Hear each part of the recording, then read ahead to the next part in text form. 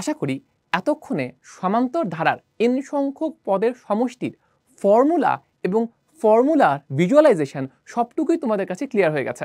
এখন আমরা যেটা দেখব সেটা হলো প্রথম n সংখ্যক স্বাভাবিক সংখ্যার সমষ্টি নির্ণয়। এতক্ষণ আমরা দেখছিলাম একটা সমান্তর ধারার n-তম পদ পর্যন্ত সমষ্টি নির্ণয়, এখন আমরা দেখছি n সংখ্যক স্বাভাবিক সংখ্যার সমষ্টি নির্ণয়।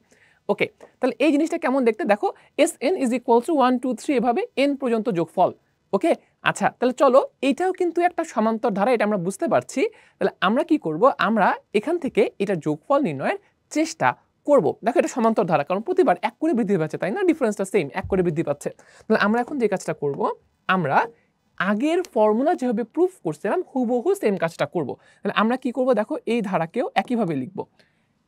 প্রথমে নর্মাল লিখছি, এরপর কি করব, উল্টাভাবে লিখলাম। তাহলে প্রথমে n plus n minus 1 plus n minus 2 plus dot dot dot plus, এভাবে তাহলে আবার শেষ থেকে কি আসবে, 3 প্লাস 2 প্লাস 1। মানে একবার ধারাটিকে সোজা করে লিখছি, এরপর ধারাটিকে উল্টা করে লিখছি।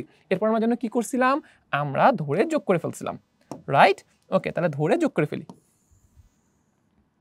ওকে, তাহলে যোগ যদি আমরা এখানে করে ফেলি তাহলে কি থাকবে, থাকবে এখানে 2Sn, Sn দুইটা যোগ করলে থাকবে 2Sn। এবার খেয়াল করি তো, আসো আমরা 1 আর n যোগ করে কি পাই, 1 আর n যোগ করে পাই হচ্ছে n প্লাস 1।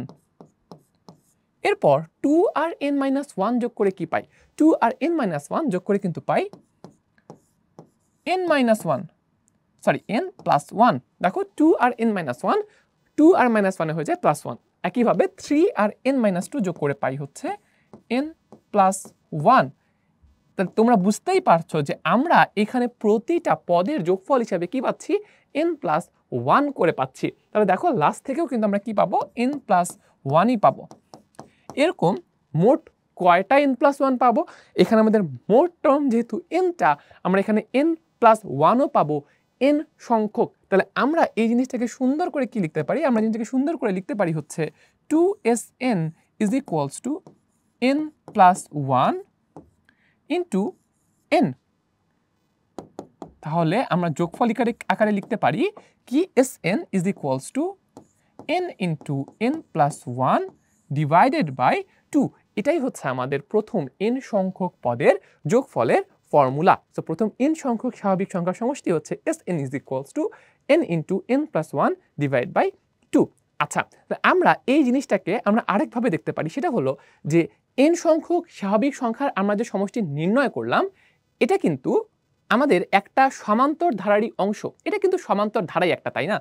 জাস্ট এখানে আমাদের পার্থক্যটা কি, পার্থক্য হচ্ছে যে আমাদের এটা প্রথম পদ ছিল হচ্ছে 1 ফিক্স ছিল, এবং সাধারণ অন্তর কি ছিল, সাধারণ অন্তর ছিল 1, ফিক্স ছিল এই জিনিসগুলা। তাহলে আমরা যেই সমান্তর ধারার সমষ্টির ফর্মুলা নির্ণয় করছি, সেইটা থেকে কি পূর্ববর্তী যে আমরা ফর্মুলা ডিরাইভ করলাম, এটা কি নিয়ে আসা সম্ভব না? অবশ্যই সম্ভব। এটা হচ্ছে আমাদের সমান্তর ধারার সমষ্টির মাদার ফর্মুলা বলতে পারি আমরা। আর লাস্টে আমরা যেটা ডিরাইভ করলাম, এটা হচ্ছে একটা স্পেশাল কেস, ঠিক আছে? তাহলে আমরা কিন্তু এই ফর্মুলা থেকেও আমরা আগের ফর্মুলা নিয়ে আসতে পারি। চলো চেষ্টা করে দেখি যে এই ক্ষেত্রে n সংখ্যক স্বাভাবিক সংখ্যার ক্ষেত্রে প্রথম পদ হবে হচ্ছে a = 1 এবং সাধারণ অন্তর d, এটাও = হবে 1। তাহলে দেখো আমরা কি বলতে পারি, স্বাভাবিক সংখ্যা সমষ্টির ক্ষেত্রে Sn = n/2, এটা নরমালি থাকবে।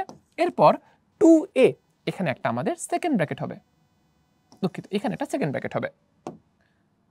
ওকে, তাহলে আমরা কি কোথায় ছিলাম, আমরা ছিলাম n/2, 2a, এর ভ্যালু কত, 1। তাহলে এখানে আমরা লিখতে পারি 2 প্লাস n-1, n-1, এরপর d এর ভ্যালু কত, d এর ভ্যালু হচ্ছে আরেকটা 1, তাহলে এখানে একটা 1 দিয়ে দিলাম, ঠিক আছে?